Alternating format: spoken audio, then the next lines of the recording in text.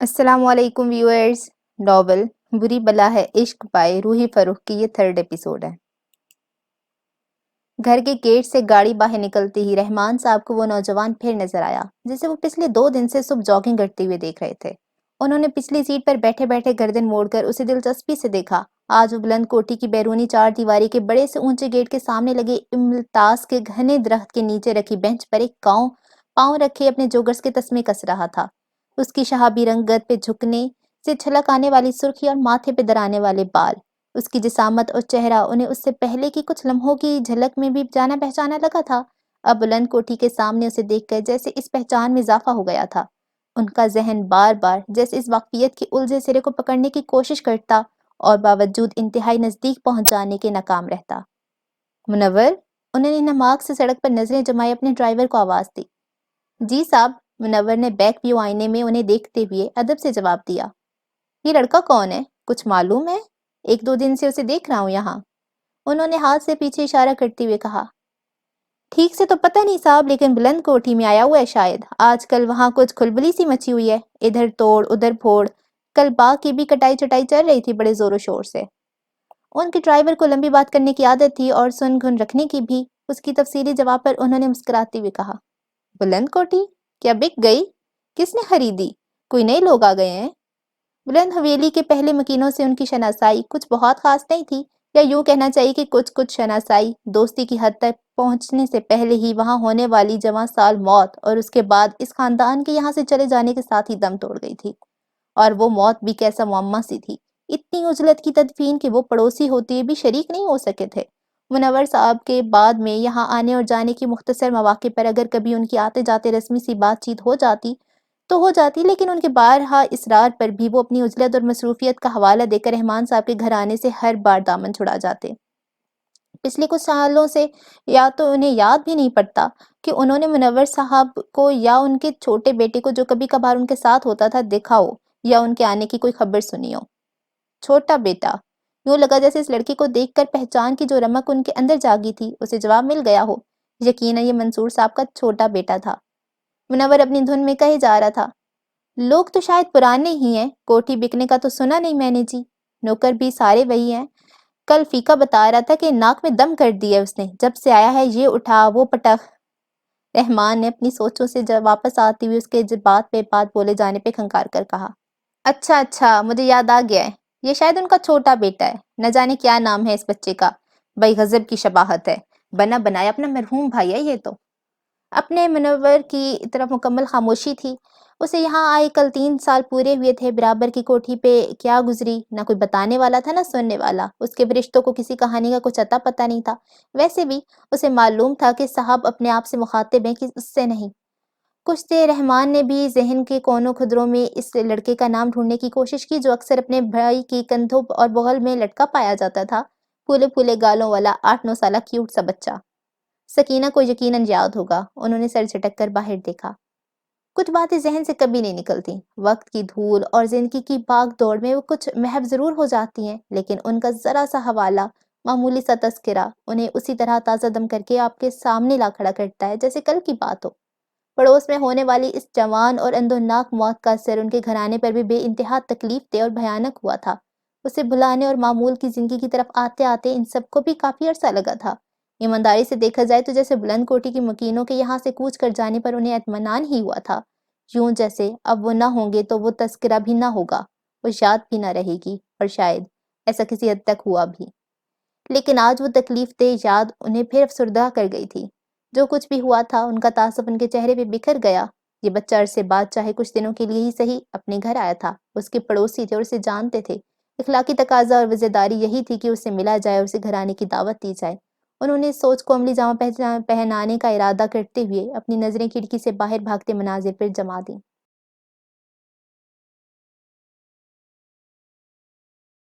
1998. منصور نے T V screen کے بالکل سامنے کرسی ڈالے اپنے جوشیلے اور چلبلے بیٹے کو دیکھا جس کی آنکھوں اور اسکرین کا فاصلہ بمشکل چند انچ کا ہی رہ گیا تھا. او ڈی آئی کا یہ میچ ہر میچ اس کے لیے جیسے زندگی اور موت کا مسئلہ بن جاتا تھا. ہر اچھے موقع پر کرسی سے اچھل کر دونوں ہاتھ ہوا میں جھلاتے ہوئے والہانہ مختصر سا رقص اور کسی برے موقع پر مٹھیاں اور لب بھینچ کر عجیب عجیب مایوس کن آوازیں نکالنا اور زیر لب بڑبڑانا۔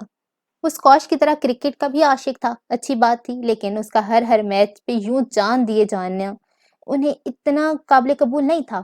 انہوں نے اس کے برابر صوفے پہ بیٹھتی ہوئی رسمن سے پوچھا، کیا سکور ہے؟ اس کے جواب میں اسکرین پر جمی نظریں ہٹائے بغیر اس نے کہا، 30 رنز ان 10 بالز۔ سکور؟ اب تو میچ ختم ہو رہا ہے بابا۔ انہیں بھی کرکٹ سے دلچسپی تھی، لیکن اتنی شدت کے ساتھ نہیں۔ ورلڈ کپ جو کچھ سال پہلے ہوا تھا اور جس میں پاکستان نے ورلڈ چیمپئن ہونے کی ٹرافی اپنے نام کی تھی، انہوں نے بھی باقی پوری ٹیم قوم کی طرح دل و جان کے ساتھ اس کے سارے میچز دیکھے تھے اور پاکستان کی فتح کا جشن منایا تھا۔ لیکن وہ ورلڈ کپ تھا، شاہریز نے بھی چھوٹا سا ہونے کے باوجود اس جنون کا بھرپور ساتھ دیا تھا۔ لیکن اس جنون کا اظہار آئے دن ہونے والے ان چھوٹے موٹے ٹورنامنٹس اور ٹرافیز کے موقع پر اس شدت اور اس انہماک سے ہونا ان کے نزدیک کچھ عجیب تھا۔ کھیل کو کھیل کی طرح انجوائے کرنا چاہیے، نہ کہ اس طرح اپنی جان پر کھیلا جانا۔ انہوں نے اپنے بیٹے کے ماتھے پر پڑی شکنوں اور چہرے پر پھیلے تفکر کو بغور دیکھتے ہوئے پوچھا، تو کیا خیال ہے، بنا لیں گے؟ شاہریز نے اب ذرا کی ذرا نظر اٹھا کر ان کی طرف دیکھا۔ یقیناً اس وقت وہ سخت اضطراب میں مبتلا تھا، کیونکہ پاکستان کے جیتنے کے مواقع بہت خاص نہیں تھے۔ سکور کوئی مشکل نہیں تھا اگر یہ کچوا کریز پر نہ ہوتا۔ ری ری ری، شاید افریدی آ جائے تو بھی میچ ختم کر ڈالے۔ بوم بوم، نہ جانے یہ آؤٹ کیوں نہیں ہوتا۔ انہوں نے ایک نظر اس کی سختی سے مٹھیوں پر دیکھی اور پھر چہرے پر پھیلے ہیجان کو نظر انداز کرنے کی کوشش کرتے ہوئے دھیمے سے کہا، بیٹا تھوڑا دور ہو کر بیٹھو، تمہاری آنکھوں کے لیے اسکرین سے اتنا قریب بیٹھنا اچھا نہیں۔ شاہریز نے اس بات پر سر ہلا کر اپنی آنکھیں گھما کر ان کی طرف دیکھا۔ وہ یقیناً اس وقت کسی بات چیت کے موڈ میں نہیں تھا، اور اس قسم کی بات چیت کے لیے تو ہرگز نہیں۔ بابا پلیز! اب اس نے ہاتھ کے اشارے سے انہیں خاموش کروا دیا۔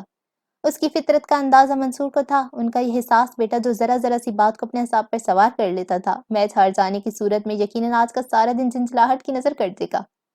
اگلے کچھ لمحوں میں بہت کچھ بدلا۔ کچھوے کی پویلین پر روانگی، بوم بوم کی آمد، چوکے چھکے اور اس کے ساتھ ساتھ شاہریز کے ابھرتے اور ڈوبتے نعرے، اور بالآخر پاکستان کی جیت۔ منصور نے اس کے ساتھ خوش ہوتے ہوئے سکون کی سانس لی۔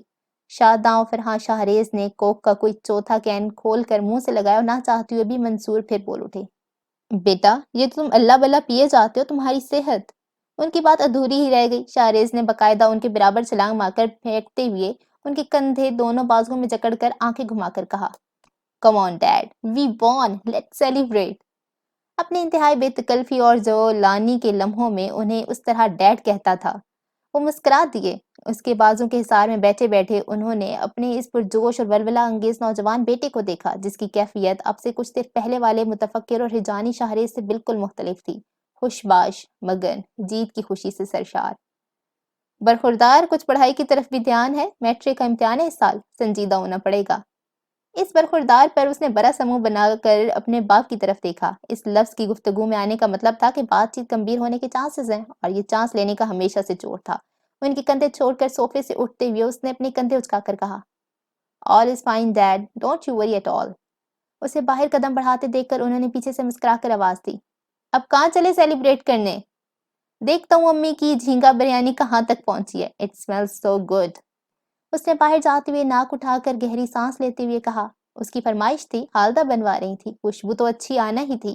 کچن سے آتی اس کی اپنی ماں سے چونچلے اٹھواتی خوشی سے بھری آواز پر مسکراتی انہوں نے ریموٹ اٹھا کر چینل بدل دیا۔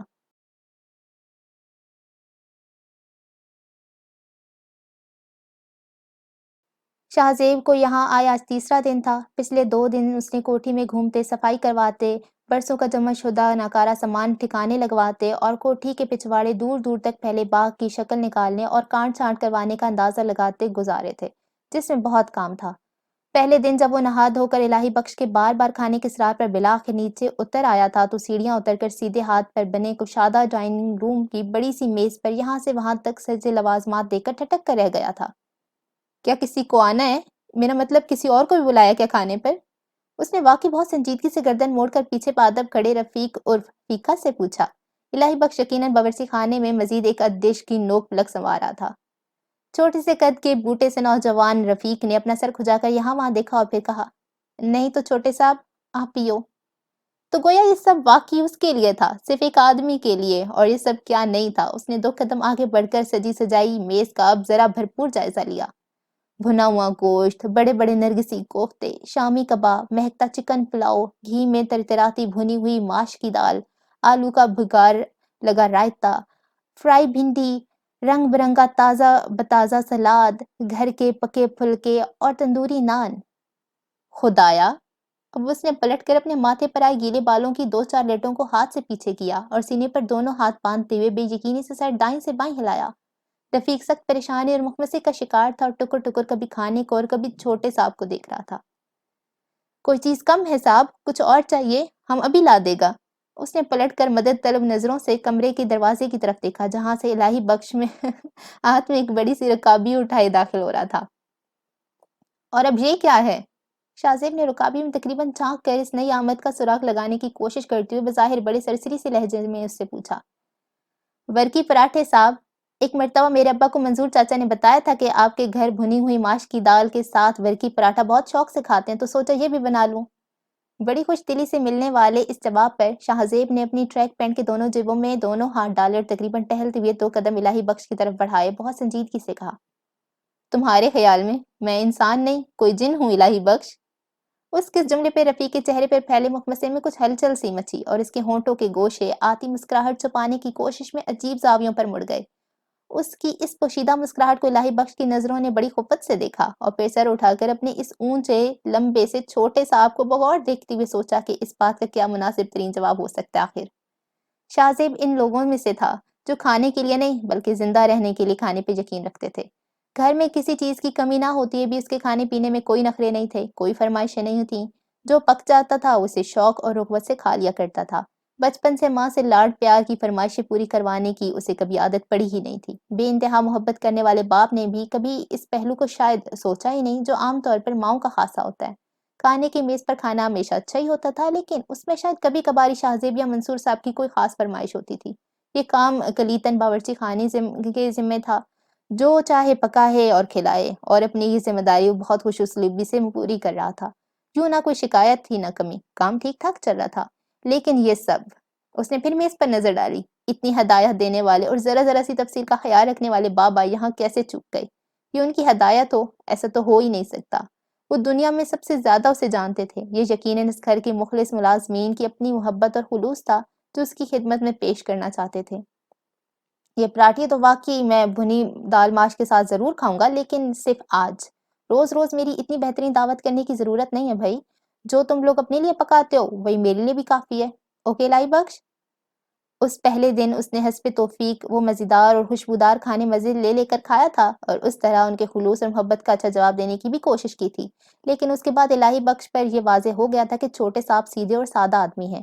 اور یہ اور بات تھی کہ اگلے کچھ گھنٹوں اور اس کے بعد اگلے 2 روز شاہ زیب کو کوٹھی کے باریک بین معائنے اور اٹک پٹک نے اسے باور کروا دیا تھا کہ یہ نوجوان ہر معاملے میں اتنا سادہ بھی نہیں ہے۔ اگلا پورا دن اس نے باہر گزارا۔ صبح کی جاگنگ کے بعد باغ کی خاک چھانٹتے اس کوٹھی کے پالتو کتے جیکی کے ساتھ، جس سے اس کی ملاقات اور دوستی آنے کے فوراً بعد ہی ہو گئی تھی، وہ اپنی دم ہلاتا جیسے سائی کی طرح اس کے پیچھے پیچھے تھا۔ اپنی بچپن کی خوبصورت یادوں سے بھرے اس باغ کی اجڑی حالت اس کا دل اداس کر گئی۔ نوکروں کی جیتی حیثیت تھی کہ اس کے مطابق کوٹھی کے دائیں بائیں پھیلے باغ کی حالت تو پھر بھی گزارے لائق تھی، لیکن اسے اصل تکلیف کوٹھی کے پیچھے پھیلے باغ کی نہ گفتبا حالت دیکھ کر ہوئی۔ سوکھے ہوئے اجڑے درخت جنہیں بارش سے پانی نصیب ہو جائے تو ہو جائے، دیواروں پر دور دور تک چھائی خودرو بیلیں، پیلی زرد اور جگہ جگہ سے چوڑے چوڑے کتوں میں اڑی ہوئی گھاس، دیوار کے ساتھ لگے اینٹوں، ٹوٹی ہوئی لکڑی اور شاخوں کے ڈھیر اور دور دور تک پھیلی ٹینس بالز۔ اس نے قریب پہنچ کر ایک بال اٹھا کر یہاں وہاں دیکھا جیسے اسے ان بالوں پر شاٹ کھیلنے والا کھلاڑی یہیں کہیں مل جائے گا۔ پھر اس نے ہاتھ میں پکڑی بال کو دلچسپی سے دیکھتے ہوئے اسے واپس زمین پر پھینک دیا۔ ان ساری بالوں کا والی وارث تو نہ جانے کون تھا، لیکن انہیں ایک جگہ جمع کر کے رکھنے کا کام تو کیا جا سکتا تھا۔ نہ جانے کیوں انہیں جمع کروا کر پھینکوا دینے کا خیال اس کے دل میں نہ آیا۔ یہ یقیناً پڑوس کے بنگلے سے آئی تھیں، کم از کم ان کا رخ تو یہی بتاتا تھا۔ پھر بھی اس نے خاصا آگے چل کر دیوار کے ساتھ لگی ڈھیر لگی اینٹوں پر چڑھ کر اپنے خیال کو تقویت پہنچانے کی کوشش کی۔ حسب توقع بنگلے کے صاف ستھرے ترشے ہوئے دور دور تک پھیلے لان میں سے ایک جدید اور معیاری ٹینس نیٹ کھڑا نظر آ گیا۔ उसने पाँव जमाकर नीचे उतरते हुए मुस्कुराकर पड़ोस में रहने वाले को अच्छे नंबर दिए। वो खुद एक जॉगर था। उसकी सुबह की दौड़ उसका दिन का एक इंतहाई लाज़मी जुज़ थी, रेन और शाइन। फिर वो हफ्ते में कम से कम 3 बार जिम जाने की भी कोशिश करता था। जो लोग टेनिस खेलते हों और इस कसरत से खेलते हों, उसने आस-पास फैली अनगिनत पीली-पीली गेंदों को देखते हुए सोचा, वो यकीनन माकूल लोग होंगे। वो टूटता, टेढ़ा-सा लटका हुआ झूला भी सामने ही था। उसके नज़दीक पहुँचकर उसे सही मायनों में उस जगह उदासी और वीरानी का अंदाज़ा हुआ या शायद उसे ठीक से अपने दिल की इन कैफ़ियत का अंदाज़ा हुआ जो इस पार्क से कुछ मुख्तलिफ नहीं थीं। उसने आगे बढ़कर उसकी टूटती ज़ंजीर को अपने हाथ में ले लिया, जिसे छूते उसे अजीब-सा एहसास हुआ, यूँ जैसे पूरे बदन में एक झुर्झरी-सी फैल गई हो। फिर यूँ लगा जैसे कोई उसे बहुत करीब खड़ा गौर से देख रहा हो। यहीं कहीं आस-पास, नज़दीक ही, उसकी रीढ़ की हड्डी में अजीब-सी सनसनी फैल गई। अपनी गर्दन के रोंगटे खड़े होने के एहसास से खफीफ-सा होकर उसने अपना हाथ पीछे ले जाकर उस पर फेरा। What nonsense! उसने सर झटक कर पलटकर अपने पीछे देखा। दाईं-बाईं कोई भी नहीं था। साँई-साँई करती दोपहरी सन्नाटे में से पौ था और ये टूटता हुआ झूला, जिससे उसकी बचपन की यादें जुड़ी थीं और वो सारी यादें कितनी प्यारी और खुशकुन थीं। उसने टूटती ज़ंजीर को हाथ से जाने दिया और दूसरी जुड़ी ज़ंजीर को पकड़कर झूले को हल्की सी जुम्बिश दी। चूँ, चिरक चूँ, चूँ, चिरक चूँ। झूले की इन धीमे-धीमे हिलकोरों से निकलती ये जानी-पहचानी आवाज़ दूर-दूर तक फैले सन्नाटे में गूंजती। कुछ याद दिलाती, कुछ कहती, कुछ बोलती, कुछ सुनती, किसी के आस-पास, यहीं कहीं होने का एहसास दिलाती। उसने फिर मुड़कर यहाँ-वहाँ देखा और इस एहसास को फिर सर झटक कर दूर भगाते हुए बोझल कदमों से कोठी की तरफ वापसी के कदम बढ़ा दिए।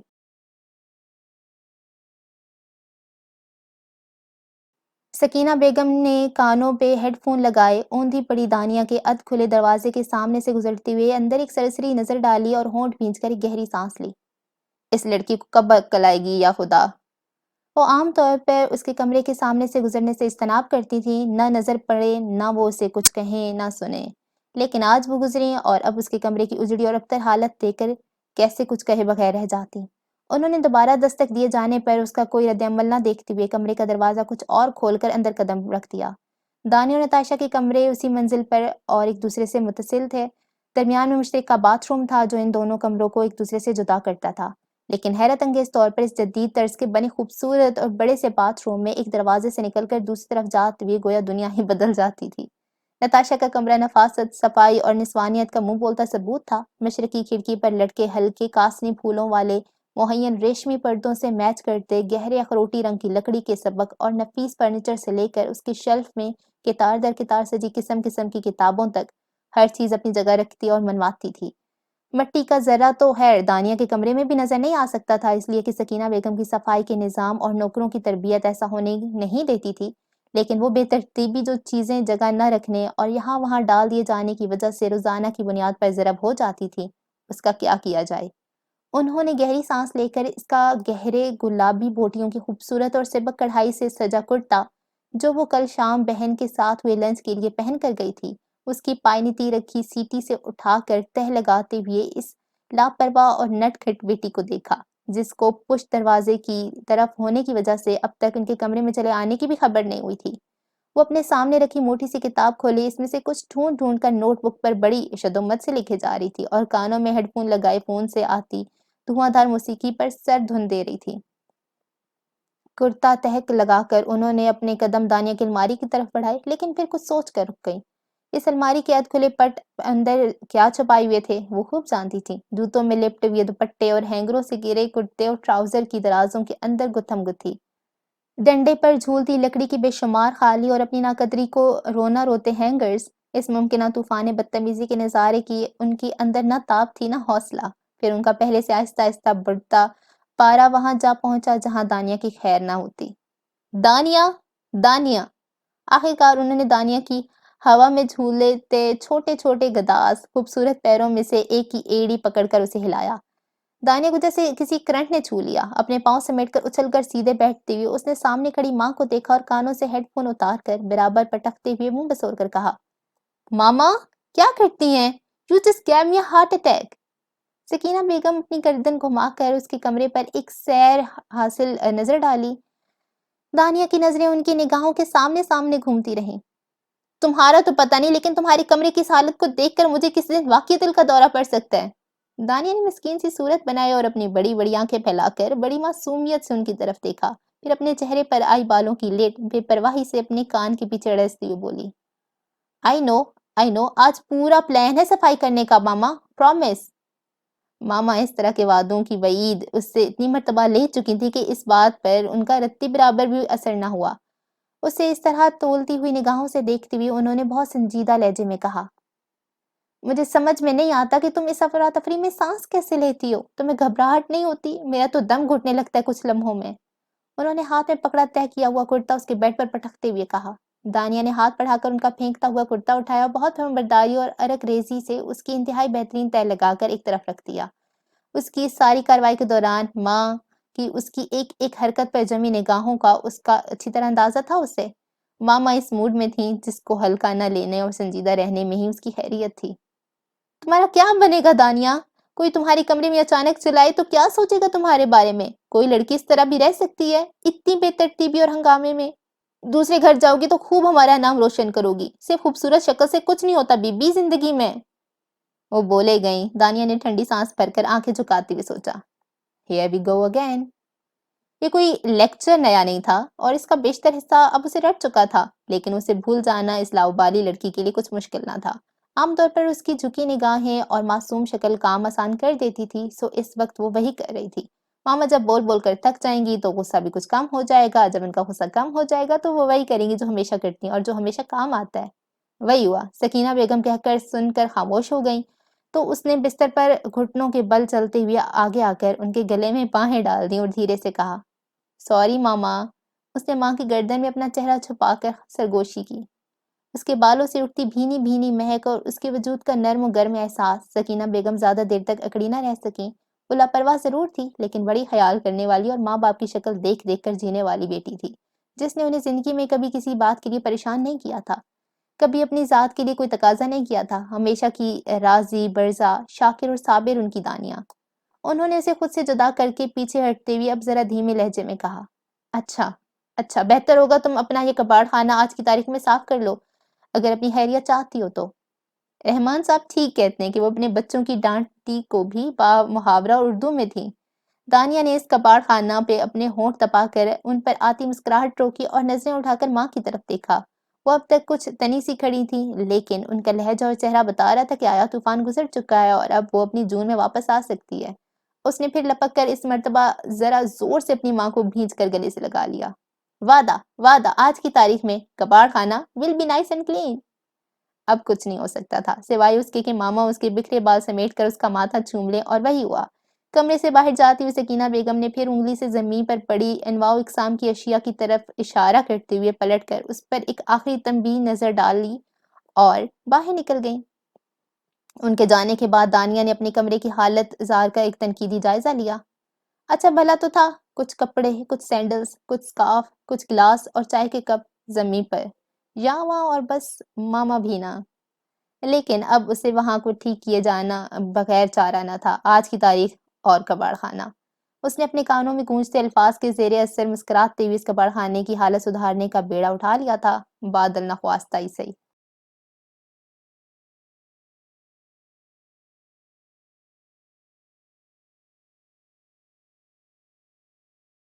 1998 ستمبر۔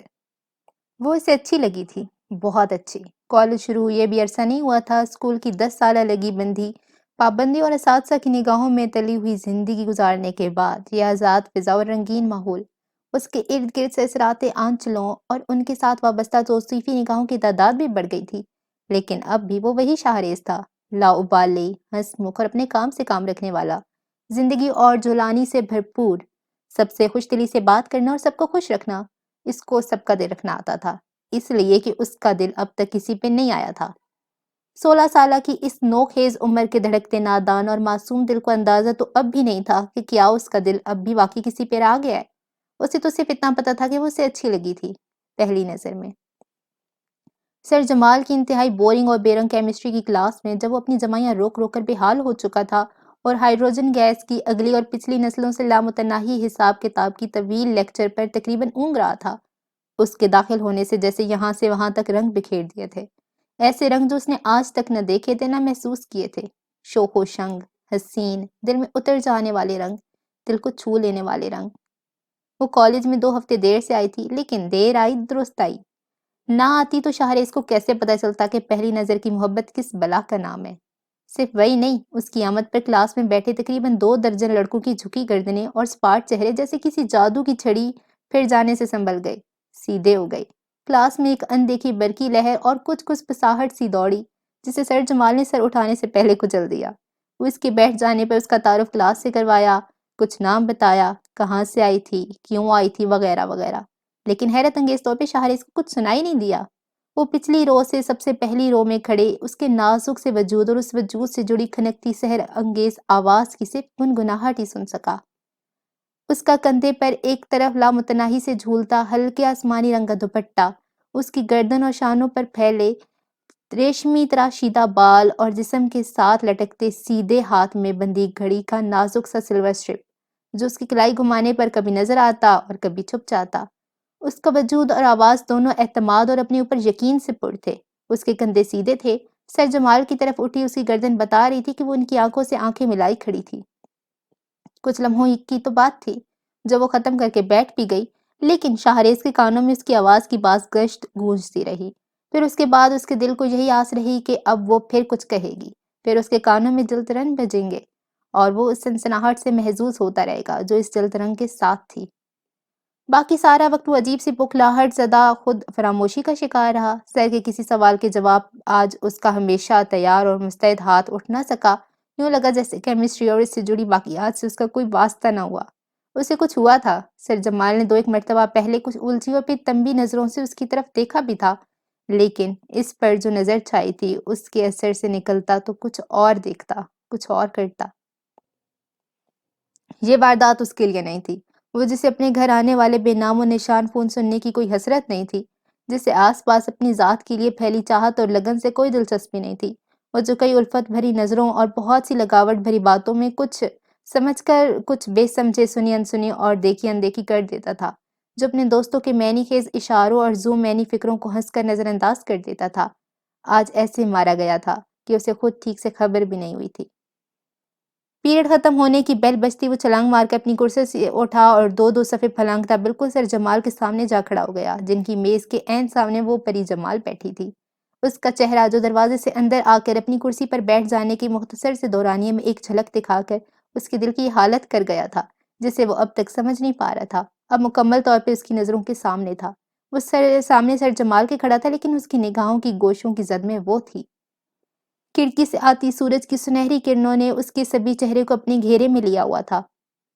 شاہریز کی نگاہوں کو اس سنہری رنگ میں رنگے حسن کی آج اس پہلی بھرپور جھلک نے حیرہ کر دیا۔ چہرے پر آئی 2-3 آوارہ لٹیں ہٹاتی وہ خاموشی سے اپنی نوٹ بک اور پینسل جیسی اشیاء بیگ میں واپس رکھ رہی تھی۔ وہ خوبصورت تھی، ہاں، لیکن ایسی کیا بات تھی اس میں جو وہ یوں بے چین ہو گیا تھا؟ خوبصورت لڑکیاں تو کالج میں بہت تھیں اور اس کے آگے پیچھے پھرتی بھی تھیں۔ پھر یس، سر جمال نے میز پر پھیلے کاغذات سمیٹ کر اپنے موٹے سے چمڑے کے کالے بیگ کے اندر رکھتے ہوئے بالآخر اس کی طرف دیکھ کر سنجیدگی سے پوچھا۔ وہ آج یقیناً اس سے خوش نہیں تھے۔ جی سر، وہ ان کی آواز سے ہڑبڑا کر وہ وہاں پلٹ آیا جہاں کھڑا تھا، اور کیوں کھڑا تھا کسی کو کیا بتائے۔ Do you need some thing? اب وہ سامان سمیٹ کر جانے کو تیار تھے۔ یقیناً اس نے آج انہیں بہت مایوس کیا تھا۔ اب وہ کچھ اور لڑکیوں سے گھیرے میں کھڑی تھی، مسکرا کر ہاتھ ملاتی، تعارف لیتی اور کرواتی، کندھے پر پڑے بیگ کے اسٹرپ کو انگلیوں میں کبھی پھنساتی کبھی نکالتی۔ اس کی ایک ایک حرکت شاہریز کی نظر کی کونوں کی زد میں تھی۔ وہ کالج یونیفارم میں نہیں تھی، ظاہر ہے، لیکن اس آسمانی رنگ میں ڈوبی وہ کیسی الگ، کیسی منفرد لگ رہی تھی، جیسے کوئی آسمان سے اتری حور۔ You are totally lost today, is everything okay? آخرکار سر جمال کا شکوہ زبان پر آ ہی گیا۔ لاسٹ یعنی گم شدہ، ٹھیک کہا تھا انہوں نے، وہ گم شدہ ہی تو ہو گیا تھا۔ جی پڑھ نہیں سکا سر، آنیسٹلی، اس نے جیسے بڑی بیچارگی سے کہا۔ وہ اب لڑکیوں کے جرمٹ میں گھیری کلاس روم سے باہر نکلنے کو تھی۔ شاہریز، سر جمال کے اب ذرا زور سے نام لے کر اسے اپنی طرف متوجہ کرنے پر اس قیامت نے پہلی بار گردن گھما کر ادھر دیکھا تھا، اور ایک لمحے، صرف ایک لمحے کو اس کی نظریں شاہریز سے ٹکرائی تھیں، پھر وہ رخ موڑ کر باہر نکل گئی تھی۔ پریشانی کی بات یہ تھی کہ اسے ایک نظر میں شاہریز کے لیے کچھ بھی نہیں تھا، ہوتا بھی کیا؟ شناسائی؟ ظاہر ہے وہ نہیں اسے جانتی تھی۔ لگاوٹ؟ نو ناٹ ایٹ آل۔ توجہ؟ بالکل نہیں۔ ستائش؟ ہاں، ستائش ہو سکتی تھی، جو ہر دوسری لڑکی سے ملنے کی اسے عادت تھی۔ اس ستائش سے اسے کوئی سروکار نہیں تھا، نہ اسے اپنے چام اور وجاہت پہ گمان تھا، لیکن اس کے لیے یہ بات نہیں تھی کہ کسی لڑکی نے اس پر ایک نظر کے بعد دوسری نظر نہیں ڈالی تھی۔ چلو مانا کتنی اجنبیت بھری نگاہ کا جواز بنتا ہے، لیکن ایک ملائم سی مسکراہٹ تو لبوں پہ آ ہی سکتی تھی نا۔ سر جمال بلاخر اسے بلیک بورڈ کے سامنے گمسم چھوڑ کر جا چکے تھے۔ پوری کلاس رفتہ رفتہ خالی ہو گئی تھی اور وہ وہیں کھڑا تھا، اپنے سوالوں کے سوال ڈھونڈتا۔ اسے پہلی بار کسی لڑکی نے یوں نظر انداز کیا تھا، مکمل نظر انداز، اور یہ نظر اندازی اسے ہضم نہیں ہو رہی تھی۔ کیا خاص بات تھی اس میں؟ رات کو اپنے تکیے پر سر پٹکتے اور بار بار کروٹیں بدلتے اس نے سوچا۔ وہ خوبصورت تھی، لیکن اس خوبصورتی سے زیادہ اس کی معصومیت اور خود اعتمادی، جو اس کو کامل وجود کو حالہ کی ہوئی تھی، اسے مار گئی تھی۔ اور سب سے زیادہ اس لڑکی کا اسے مکمل طور پہ نظر انداز کرنا چین نہیں لینے دے رہا تھا۔ اپنے ماتھے پر اس بار بار کی کروٹوں سے بکھر جانے والے بال ایک جھٹکے سے پیچھے کٹتے ہوئے اس حور کا آسمانی دوپٹہ اس کی نظروں میں کوند گیا۔ اسے محبت کا تجربہ نہیں تھا، نہ ہی سمجھ۔ نوخیز عمر کی اس انوکھی مڈ بھیڑ میں اس کے دل کا جو حال کیا تھا، نہ وہ اس کی سمجھ میں آ رہا تھا، نہ ہی اس بے چینی کو وہ کوئی نام دے پا رہا تھا۔ لیکن اب اس بے چینی کا کوئی حل تو نکالنا تھا۔ سورج کی سنہری کرنوں سے منور اس کے معصوم مگر ذہین چہرے کو تصور میں لاتے ہوئے مسکرایا۔ ویل مسٹر شاہریز، آپ کبھی کسی لڑکی سے ایک قدم آگے جا کر اپنا تعارف کروا لیں گے تو کوئی قیامت نہیں آ جائے گی۔ Let's do it.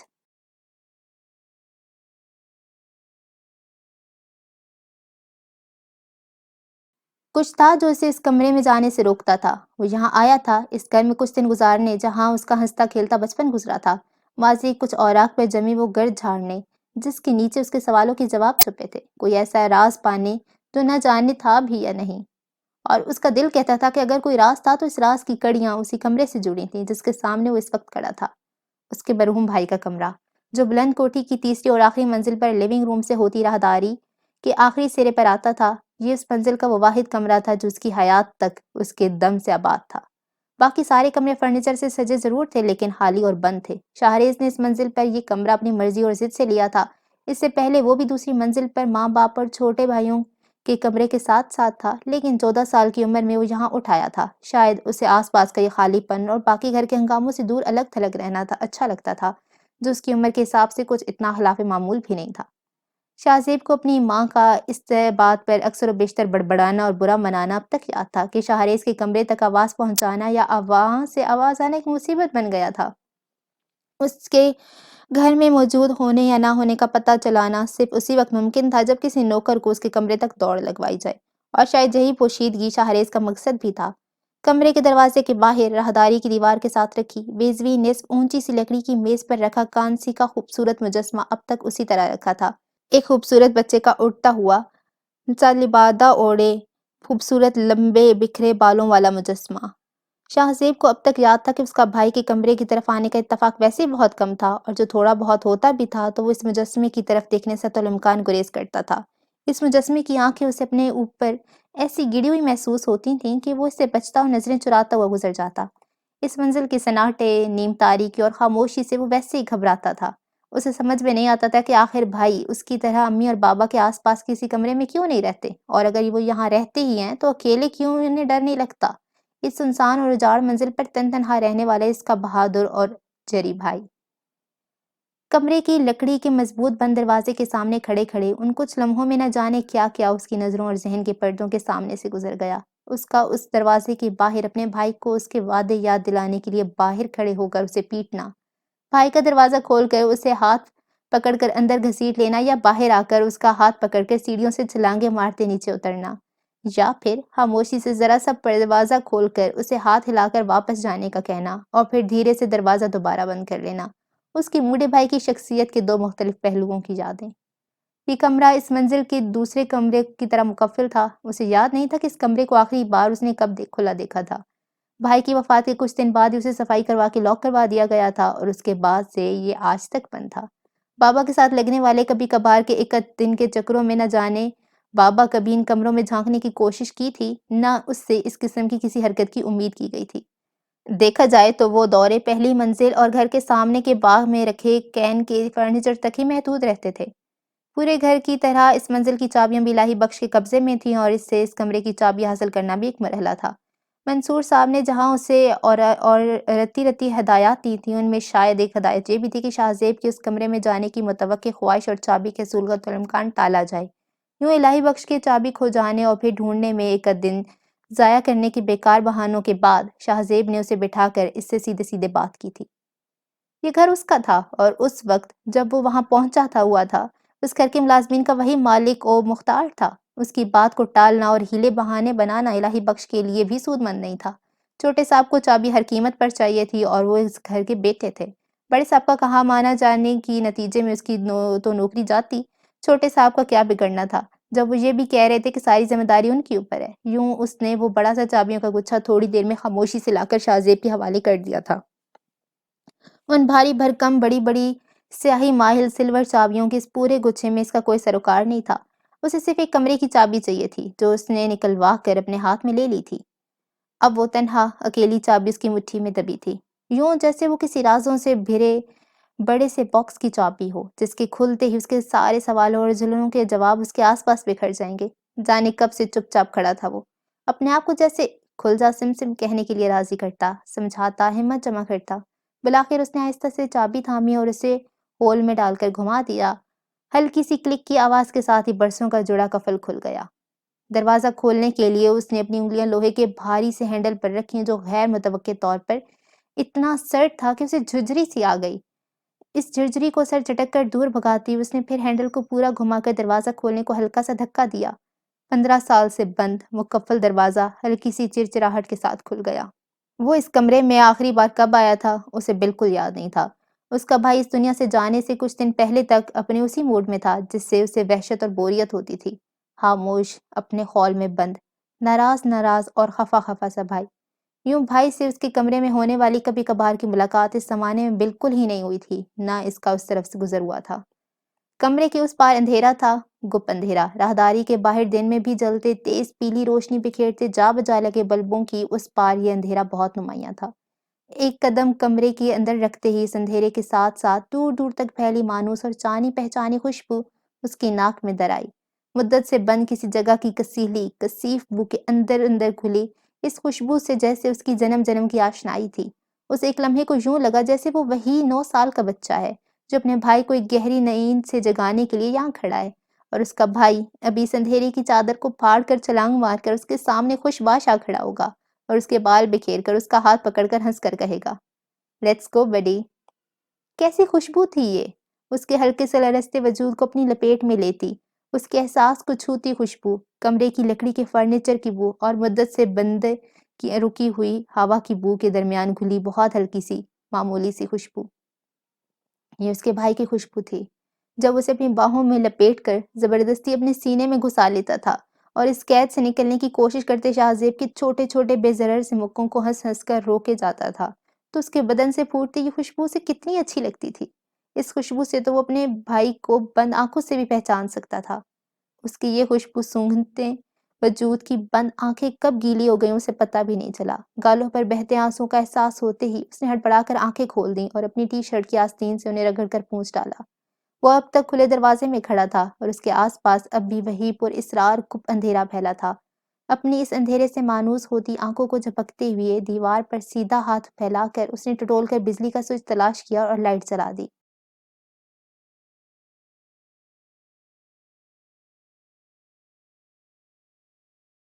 سکینہ نے آ کر بہت انہماک سے ٹی وی پر نظریں جمائے بیٹھے رحمان صاحب کے پاس میز پر رکھا چائے کا کپ اٹھا لیا۔ کیا کرتے ہیں آپ؟ پھر چائے ٹھنڈی کر دی۔ رحمان صاحب نے ان کی طرف دیکھے بغیر ان کے ہاتھ سے کپ لے کر پھر میز پر رکھ دیا۔ بھئی نہیں ہوئی ٹھنڈی، پی لوں گا۔ سکینہ نے ایک نظر انہیں اور ایک نظر ٹی وی کے چلتی اسکرین کو دیکھا اور دوسرے صوفے پر بیٹھتے ہوئے کہا، یہ جو نئے نئے نیوز چینلز کے دھماکے دار پروگرام آپ اتنے ذوق و شوق سے دیکھ رہے ہیں نا، مجھے لگتا ہے یہی سب آپ کو رات کو سوتے میں بھی بڑبڑاتے ہیں۔ رحمان صاحب سے کوئی جواب نہ پا کر انہوں نے سینٹر ٹیبل پر رکھا میگزین اٹھا کر کھولتے ہوئے پھر جیسے اپنے آپ سے کہا، تیسری مرتبہ چائے منگوائی اور ٹھنڈی کی ہے، حد ہے۔ اب رحمان صاحب نے بلاخر اسکرین پر نظریں ہٹا کر اپنی پیاری بیگم کی طرف دیکھا جو لگتا تھا اس وقت باتیں کرنے کے موڈ میں ہے۔ انہوں نے مسکرا کر سامنے رکھا ریموٹ اٹھا کر ٹی وی بند کر دیا اور چائے کا کپ لبوں کو لگا لیا۔ یہ لیجیے محترمہ، چائے کا غم نہ کریں، پی رہا۔ لیکن ٹھنڈی چائے کے ایک بدمزہ گھونٹ کو بھرتے ہی انہوں نے بات ادھوری چھوڑتی برا سا منہ بنایا اور اسے دوبارہ میز پر رکھ دیا۔ سکینہ بیگم کھلکھلا کر ہنس پڑی۔ دیکھا، آپ اور ٹھنڈی چائے، عمر گزاری ہے آپ کے ساتھ، اب کیا اتنا بھی نہیں جانوں گی؟ اچھا بھئی، آپ جیتی اور ہم ہارے، انہوں نے مسکرا کر کہا۔ تازہ چائے بنواؤں؟ سکینہ کے سوال پر رحمان نے ہاتھ کے اشارے سے منع کر دیا۔ اب تو دیر ہو گئی ہے، پھر نیند نہیں آئے گی۔ صبح آل ڈپارٹمنٹ میٹنگ ہے، جانا بھی جلدی ہے، انہوں نے ہلکی سی جمائی لیتے ہوئے کہا۔ صبح کے ذکر سے جیسے اچانک انہیں بلند کوٹھی میں آ کر ٹھہرا وہ سمارٹ ڈیشنگ سا لڑکا یاد آ گیا جو آج صبح پھر نظر آیا تھا اور جس کا نام انہیں لاکھ ذہن پر زور ڈالنے پر بھی یاد نہ آیا تھا۔ آپ کو بلند کوٹھی کا وہ کنبہ یاد ہے جو ہمارے یہاں آنے پر وہاں آباد تھا اور پھر ایک آدھ سال ہی میں چلا گیا تھا؟ انہوں نے سکینہ کو دیکھتے ہوئے پوچھا۔ ہاتھ میں پکڑا میگزین میز پر رکھتے ہوئے سکینہ نے کچھ حیرت سے ان کی طرف دیکھا۔ بلند کوٹھی کا یہ کچھ اتنا اچانک اور غیر متوقع ذکر تھا کہ وہ کچھ دیر کو خاموش بیٹھی رہ گئیں۔ انہیں وہ کنبہ اچھی طرح یاد تھا، دھیمے سے مزاج کے صاحب، ان کے لیے دیے رہنے والی بیوی اور دو لڑکے جن کی عمروں میں حیرت انگیز طور پر تقریباً اتنا ہی فرق تھا جتنا ان کی دونوں بیٹیوں میں تھا۔ عجیب اتفاق تھا۔ کسی موقع پر انہیں خالدہ نے بتایا تھا کہ بڑے بیٹے کے بعد بھی اتنے سال کبھی امید سے ہوئی ہی نہیں تھی۔ انہوں نے دوسری اولاد کا خیال اور آسرا بھی دل سے نکال دیا تھا۔ پھر دوسرے بیٹے کا ایک لمبے عرصے بعد انہیں پھر ماں بننے کی خوشی دینا ان کے لیے جیسے بہت بڑا سرپرائز تھا۔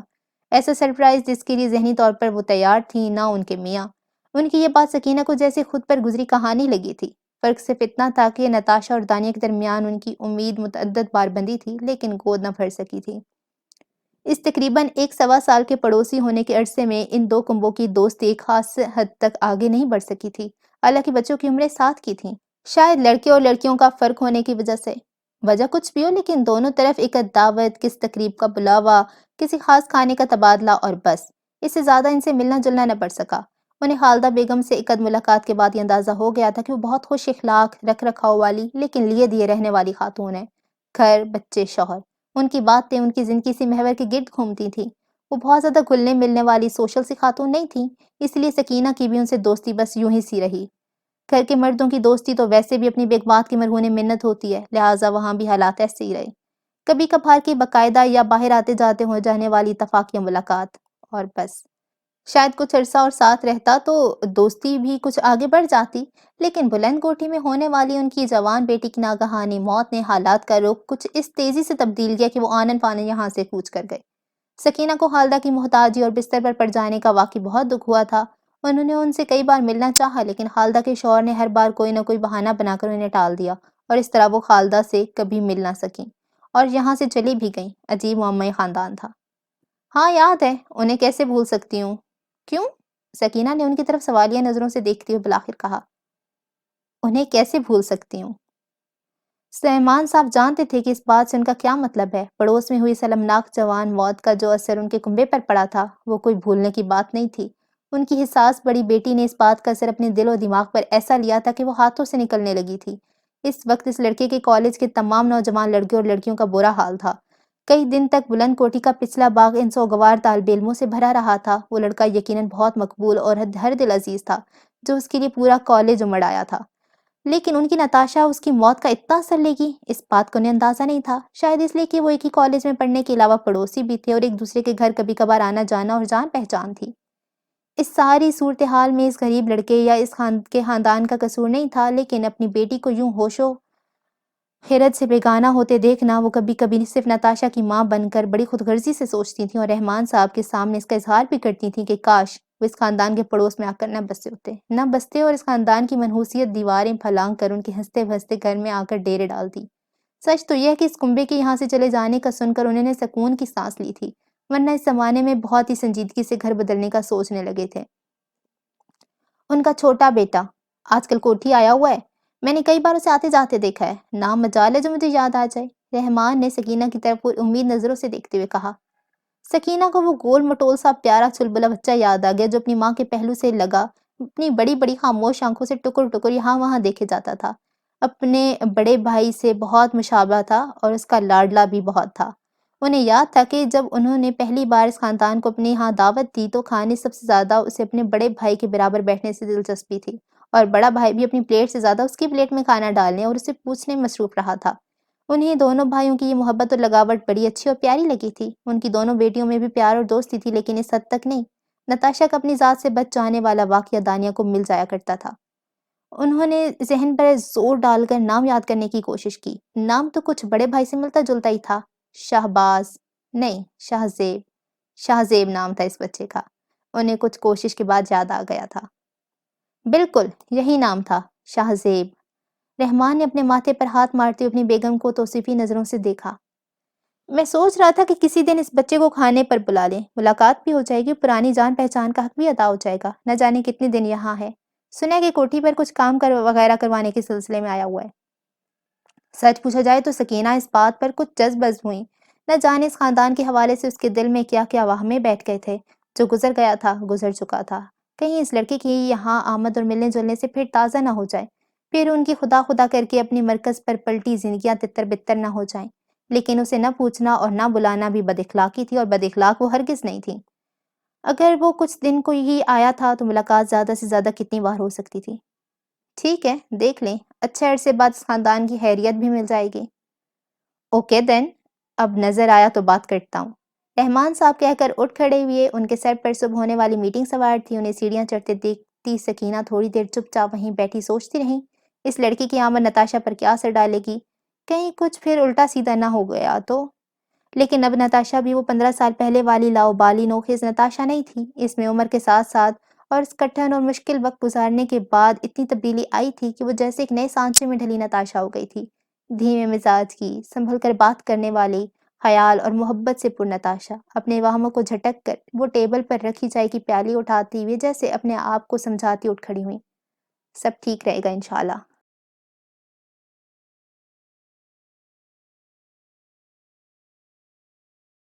نتاشا اپنے بستر پر چت پڑی تھی۔ اس کے دونوں بازو سر سے اوپر تکیے پر رکھے تھے اور آنکھیں چھت کے کسی ایک نقطے پر ٹکی تھیں۔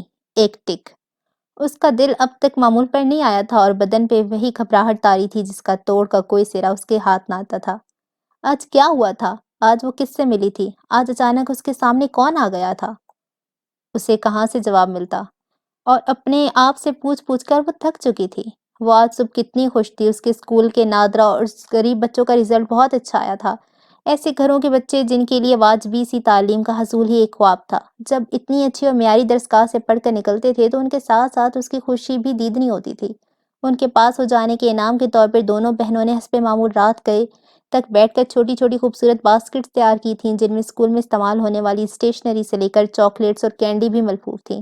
سارے بچے کتنے اشتیاق اور شوق سے وہ باسکٹس اس کے ہاتھ سے لیتے ہوئے آگے بڑھ کر اس کو بلا تکلف گلے لگا لیتے تھے، اور ہر بار وہ فخر اور محبت سے ہنس پڑتی تھی۔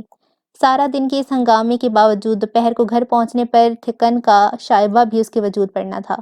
دوپہر کا کھانا سب کے ساتھ خوشگوار موڈ اور بے تکلف ماحول میں کھانے کے بعد وہ اپنے کمرے میں آ تو گئی تھی، لیکن جیسے اس کے وجود پر حاوی خوشی اور اسے پھوٹتی توانائی نے اسے زیادہ دیر بستر پر لیٹنے نہیں دیا تھا۔ اب کیا کرے؟ دانیہ آج کالج سے کچھ دیر سے آئی تھی، کسی غیر نصابی سرگرمی سے متعلق ورکشاپ کی وجہ سے۔ جب وہ گھر پہنچی تو اتنی تھکی ہوئی اور نیند میں دھت تھی کہ کھانے میں بھی اس نے کسی قسم کی دلچسپی کا اظہار نہیں کیا تھا، اور یہ اعلان کرتی ہوئی دھڑ دھڑ سیڑھیاں چڑھتی اپنے کمرے کی طرف چلی گئی تھی، میں نے کینٹین سے کچھ لے کر کھا لیا تھا، بھوک نہیں ہے، بس میں سونے جا رہی ہوں، پلیز ڈونٹ ڈسٹرب می۔ اور اس کا دوسرے لفظوں میں سیدھا سیدھا مطلب تھا کہ اسے شام کے 6-7 بجے سے پہلے اٹھانے کے بارے میں سوچا بھی نہ جائے۔ یوں دانیہ کے ساتھ کہیں نکل جانا تو بعید از قیاس تھا۔ پھر اس نے گھر کے پیچھے پھیلے جنگل تک جا کر مدت کی ادھوری پینٹنگ پر کام کرنے کا فیصلہ کرتے ہوئے الماری کھول کر کپڑے بدلنے کے لیے ہینگرز پر ایک نظر ڈالی۔ نفاست اور کرینے سے ایک کے بعد ایک لٹکے ہینگرز اور ان پر سمٹے اس کے خوبصورت، نفیس، مدھم رنگوں اور ڈیزائنرز کے ملبوسات۔ کبھی اس شوق اور چنچل رنگوں کے سوا کچھ بھاتا ہی نہیں تھا۔ بھلا گرے، سفید اور براؤن بھی کوئی پہننے کے رنگ ہے؟ اس جیسے سارے رنگ اس نے اپنی نانی دادی بننے کی عمر کے لیے چھوڑ رکھے تھے۔ اس کے وجود سے لپٹے یہ وائبرنٹ رنگ اس کی طبیعت کی جولانی اور شوخی کو ماسی کرتے تھے، تیز، دھواں دھار، برق رفتار اور جوانی سے بھرپور رنگ۔ لیکن نتاشا اب الماری کی پٹ کھولے کھڑی تھی اور اس نتاشا سے یکسر مختلف تھی۔ یہ نتاشا دھیمی تھی، خاموش تھی، لیے دیے رہنے والی تھی اور آہستہ رو تھی۔ کسی پرسکون دھیرے دھیرے کل کرتی بہتی ندی کی طرح۔ اس کے کنارے سے اس کے اندر بیاباں طوفان کا کوئی اندازہ نہ لگا سکا۔ اس نے ہاتھ بڑھا کر ہلکے سے پیلے رنگ کی آف وائٹ نازک سی کڑھائی سے سجا کرتا اور اس کے ساتھ پیلی بوٹیوں سے بھرا بڑا سا دوپٹہ نکال لیا تھا۔ سجنے کو تو ہر رنگ اس پہ سجتا تھا، لیکن یہ رنگ اسے خود بھی بہت پسند تھا۔ کپڑے بدل کر اپنے کھلے بالوں پہ برش پھیر کر وہ دھیمے دھیمے گنگناتی ہوئی اپنے ایزل اٹھا کر جنگل کی طرف نکل آئی تھی۔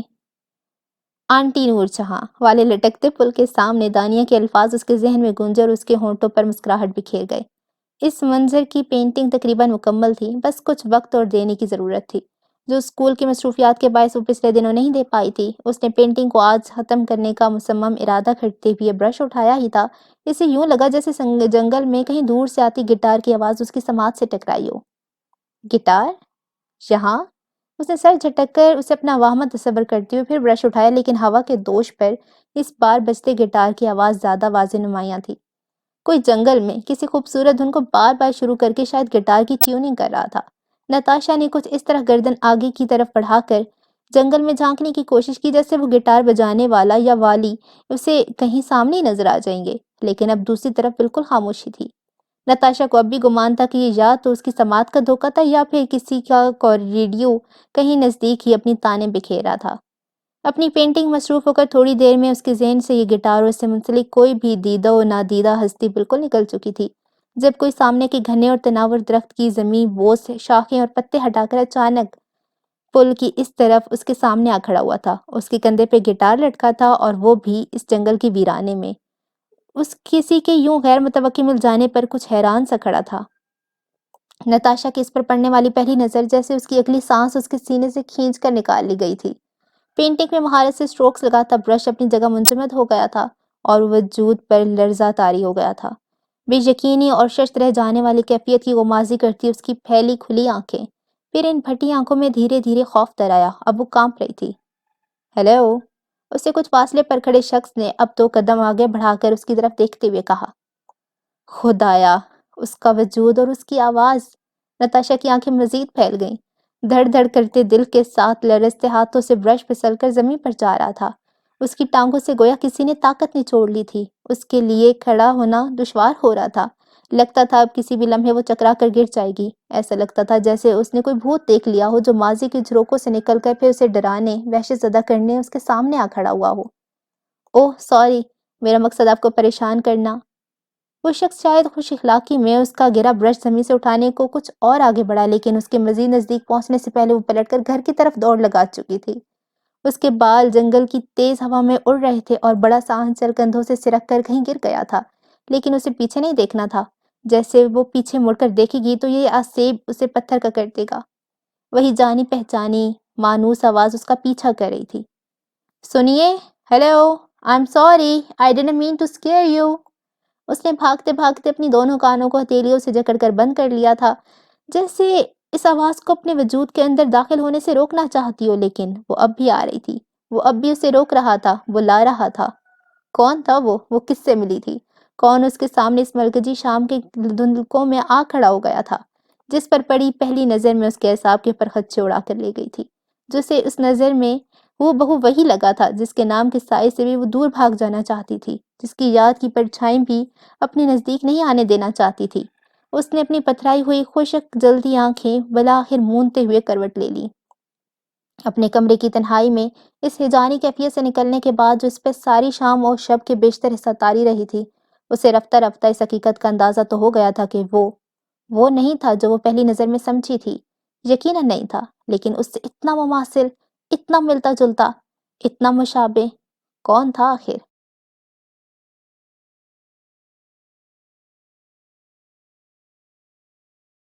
وہ کون تھی؟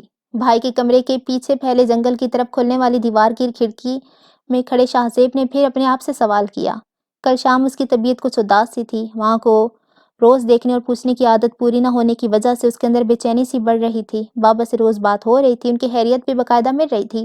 وہ ٹھیک تھی، اسے یاد کرتی ہوں گی، لیکن بابا ظاہر ہے اسے پریشان نہ کرنے کے لیے اس بات کا تذکرہ سرسری سا ہی کرتے تھے، لیکن اسے خبر تھی کہ ان کی نظریں کیسے اسے ڈھونڈتی ہوں گی۔ تلاش کرتی ہوں گی۔ وہ ان کی طرف سے دل کڑا کر کے اور ضد باندھ کر یہاں آ ہی گیا تھا، تو اب یوں اپنی الجھنوں کے کسی ساحل کو پائے بنا یہاں سے واپس جانا بھی بیکار تھا۔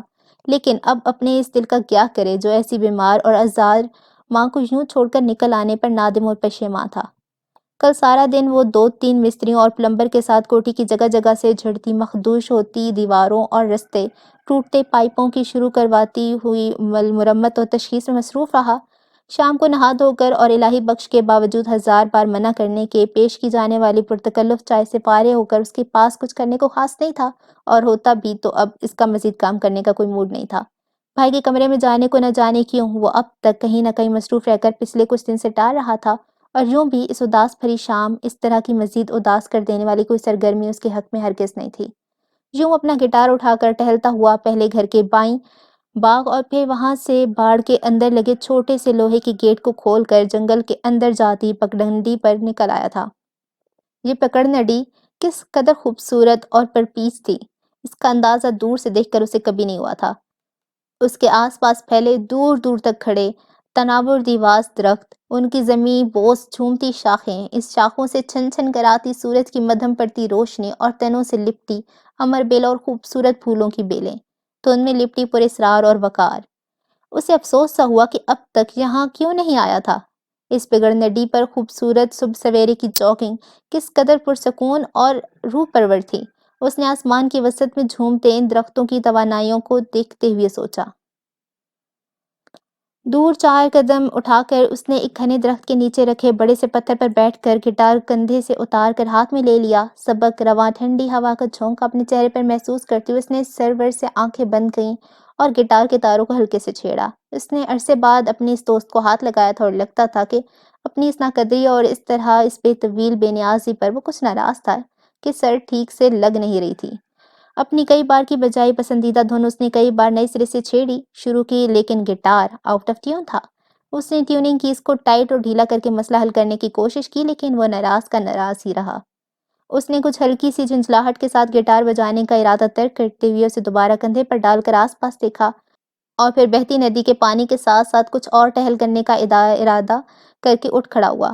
بلند کوٹھی کے پڑوسی پرشکوہ خوبصورت گھیرے بنگلے کے پیچھے پھیلے گھاس تک ٹہل کر اس نے واپس جانے کا قدم موڑے، لیکن اس رخ موڑنے کی زد میں درختوں کی زمیں بوس گھنی شاخوں اور ان پر لدے جھومتے پتوں کی درزوں سے جھانکتی وہ آ گئی تھی۔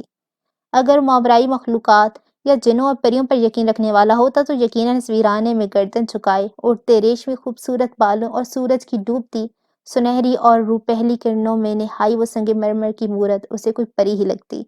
اس کے جھکے چہرے کا بڑا حصہ اس کے اڑتے بکھرے بالوں نے ڈھانپا ہوا تھا، جسے وہ دونوں ہاتھ مصروف ہونے کی وجہ سے سر کی حرکت سے ہٹانے اور پیچھے کرنے کی کوشش کر رہی تھی۔ اس کے کندھے پہ بکھرا بڑا سا اڑتا مدھم سا سفید آنچل، اس کے اد چھپے چہرے کا نور اور ہلکی سی دھند اور دم توڑتی کئی رنگوں کی روشنی کے حالے میں گھرا اس کا نازک سبک وجود، وہ ایک لمحے کو مبہوت رہ کھڑا رہ گیا تھا۔ نہ جانے کیوں وہ اپنی واپسی کے رخ مڑے ہوئے قدموں اس کی سمت نہ رکھ سکا۔ نہ جانے کیوں اس کے دل نے اس کے دماغ کو یہ تک سوچنے کی مہلت نہ دی کہ کسی اجنبی لڑکی کو اس ناماک کے ساتھ تنہا چھوڑ دینا ہی مناسب ہے۔ نہ جانے کیوں وہ شاخیں اور پتے ہٹا کر اس کے سامنے آتا چلا گیا۔ پھر اگلے کچھ لمحوں میں جو ہوا وہ اس کی سمجھ میں نہ آیا جب آیا تھا، اور نہ اب تک آیا تھا۔ اس پری وش کے اپنا چہرہ اوپر اٹھانے سے ملنے والی اس کے حسن کی پہلی بھرپور جھلک سے اس کے دل کی دھڑکن کا ایک لمحے کو گویا رک سا جانا، اس حسینہ کا اسے دیکھ کر پہلے کچھ لمحے ہکا بکا گمسم سا رہ جانا، اور پھر بلا شبہ خوف زدہ ہو کر الٹے قدموں بھاگ لینا، سب اتنی جلدی اور اچانک ہوا کہ وہ صرف آوازیں دیتا ہی رہ گیا، اور وہ بھاگتی ہوئی بغیر رکے کہیں دھند کے پردے میں غائب ہو گئی۔ اس کی پینٹنگ بلا شبہ اس کے فن کا نمونہ تھی۔ اس نے ایک تنقیدی اور توصیفی نظر اس پر ڈالتے ہوئے سوچا تھا، لیکن اس کی توجہ کا اصل مرکز وہ آنچل تھا جو کچھ دور ایک درخت کی ہلکی سی نیچے تک چونکہ شاخ پر اٹکا ہوا اسے ہولے ہولے سرسرا رہا تھا۔ بھاگتی ہوئی اپنے کندھوں سے سرک کر ہوا میں اڑ جانے والے دوپٹے کو پلٹ کر اس نے دیکھا بھی نہیں تھا، یا شاید اپنی بدحواسی میں اسے اس کی خبر ہی نہ ہوئی تھی۔ اخلاقی تقاضا تو یہ تھا کہ یہ دوپٹہ کسی اور کی ملکیت تھا اور اسے اس طرح شاخ میں اٹکا چھوڑ دیے جانا ہی مناسب تھا، لیکن اس لمحے اس شاخ سے نرمی سے اتار کر اپنے ہاتھوں میں لیتے شاہزیب نے اپنے دماغ کو نہ جانے کیا کیا تعویلات دے کر سمجھا لیا۔ کہیں جنگل کی تیز ہوا سے اڑ کر کہیں کا کہیں چلا گیا تو اس کا بھی کوئی سروکار ہونا تو نہیں چاہیے تھا، لیکن ان لمحوں میں جب اس کا دل اس پری کی ایک جھلک کے زیر اثر تھا، اس نے ہر طرف سے کان بند کر کے بس اپنے دل کی سنی۔ دوپٹے کا نرم و ملائم کپڑا اور اس سے پھوٹتی عجیب مدہوش کن سی خوشبو، اس نے خوشبو ایک گہری سانس لے کر جیسے اپنے اندر اتاری۔ اس لمبے چوڑے دوپٹے کو سمیٹنے کی کیا ترکیب ہو آخر، اس نے مسکرا کر سوچا اور پھر اناڑی پن سے لمبائی میں 2-3 بل دیکھ کر اپنی مٹھی میں جکڑ لیا تھا۔ اس پری سے پھر ملاقات ہونے کی امید کتنی تھی وہ نہیں جانتا تھا، لیکن اس کی پینٹنگ بتا رہی تھی کہ وہ کہیں آس پاس کی ہی باسی تھی، اور اس کا اس طرف پھر آنا کچھ ایسا بعید القیاس بھی نہیں تھا۔ یہ دوپٹہ اس سے بات کرنے کا بہانہ ہو ہی سکتا تھا، جیسے یہاں اس کمرے میں آنا کچھ پا لینے، کچھ کھوج لینے کا بہانہ تھا۔ اس نے پلٹ کر اپنے پیچھے پھیلے بھائی کے کمرے کو پھر نظر بھر کر دیکھا۔ کھڑکی کھلنے اور تازہ ہوا کے اندر آنے نے اس کمرے کی اس کسیلی اور کثیف ہوا کا کافی حد تک مداوا کر دیا تھا جو مدتوں سے یہاں بند تھی، لیکن وہ خوشبو جس نے اس کی آنکھیں گیلی کر دی تھی اب تک کہیں آس پاس تھی، اس کے قریب، خوشبو جو اسے بار بار وہیں لے جاتی تھی جہاں وہ جانا نہیں چاہتا تھا، اس کے بھائی کے سینے سے لگے اس کے نو عمر وجود کے اندر اترتی خوشبو، اس کمرے کے اندر بھائی کے بڑے سے بیڈ پر تکیوں کی لڑائی میں ان سے پھوٹتی اور ناک میں اترتی خوشبو، پھر اچانک یکدم خود سے دور کر کے بچھڑ جانے والی خوشبو۔ اس نے کھڑکی سے ہٹ کر بھائی کے بیڈ کے سرے پر بیٹھ کر نرم پروں سے بھرے اس کے بڑے سے تکیے پر پیار سے ہاتھ پھیرا، اس کے سرہانے رکھے اپنے اور اس کی پیاری سی تصویر کا فریم اٹھا کر ہاتھ میں لیا۔ وہ اور بھائی مالٹوں سے لدے درخت کے تنے سے ٹیک لگائے، ہاتھ میں ڈھیر سارے مالٹے بھرے، کیمرے کو دیکھتے بے تحاشا ہنستے ہوئے۔ اس نے کچھ لمحے اسے گہری نظروں سے دیکھنے کے بعد گہری سانس لے کر آہستہ سے واپس رکھ دیا۔ کھڑکی سے آتی سرد ہوا کے جھونکے سے چونک کر اس نے پیچھے نظر ڈالی۔ شام گہری ہو رہی تھی۔ کھڑکی کے عین سامنے پھیلے برگدے کے پرانے بڑے سے درخت کی شاخیں ہوا سے ہلتی، شام کے گہرے ہوتے اندھیرے میں عجیب و وحشت زدہ سی لگ رہی تھی۔ سرد ہوا کے جھونکوں سے اس ٹھنڈے ویران کمرے کی ٹھنڈک بڑھ رہی تھی، نہ جانے کیوں سے جھرجھری سی آ گئی۔ یہ کمرہ سوگوار تھا، خالی تھا، اکیلا تھا، خاموش تھا، اور شاید اس بڑھتی رات کے لمحوں میں اس پر اپنی برسوں کی تنہائی واپس مانگ رہا تھا، اپنی پرائیویسی چاہ رہا تھا۔ لیکن کیا یہ کمرہ واقعی خالی تھا یا یہاں اب بھی کوئی بستا تھا؟ اگر نہیں تو کیوں اسے ایسا لگ رہا تھا کہ کوئی اس کے آس پاس ہے، کوئی اسے دیکھ رہا ہے؟ شاہ زیب نے اپنے دل میں در آئے اس عجیب سے احساس کو پھر سے جھٹک کر دور بھگایا۔ یہ صرف اس کا وامہ تھا جو اسے ان جانی پہچانی جگہوں پر اس لیے گھیر لیتا تھا کہ وہاں اسے اپنے بھائی کو دیکھنے کی عادت تھی۔ اس کا دل، اس کی نظریں اب بھی اسے ان مقامات پر ڈھونڈتی تھیں، اسے دیکھنا چاہتی تھیں، اس کے علاوہ اور کچھ نہیں تھا، کچھ بھی نہیں۔ اس نے اٹھ کر کھڑکی بند کر دی۔ پردے برابر کرنے سے پہلے اس نے ایک نظر پھر باہر ڈالی۔ جنگل پھیلتے اندھیرے میں ڈوب رہا تھا اور کھڑکی کے شیشے پر برگدے کی ایک شاخ ہوا کے زور سے بار بار آ کر ٹکرا رہی تھی۔ لائٹ بند کر کے اپنے پیچھے دروازہ بند کرتی اس نے کمرے کے اندر پھیلے گپ اندھیرے میں جھانک کر کہا، میں پھر آؤں گا بھائی۔ قسط نمبر 3 کا اختتام ہو گیا ہے۔ بس اجازت دیں، اللہ حافظ۔